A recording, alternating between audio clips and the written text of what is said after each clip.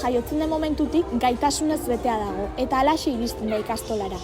Norbere burua garatzeko eta sortzen zaizkion erronkei aurre egiteko konfiantza behar du. Alde batetik bere buruarengan, baina baita besteengan eta inguratzen duen horretan ere.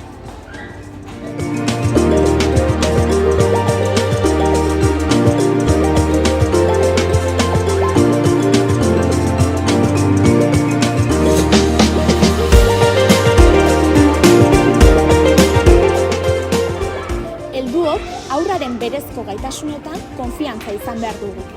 Eta testuinguru egoki bat eskaintzen badiogu, autonomiaz jolasteko, arakatzeko, sortzeko, jolasteko aukera egokiak ematen badizkiegu, bere kabuz osasuntsu garatuko da.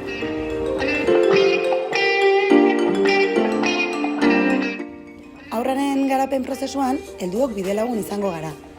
Eta konfiantza hori eraikitzen laguntzeko, baliabide egokiak eskaintzea izango da gakoa. Prozesu horretan, familiekin elkarlana ezinbestekoa izango da. Baina batzutan, zalantzak sortzen zaizkigu arauen inguruan, mugen inguruan, autonomia sustatzeko.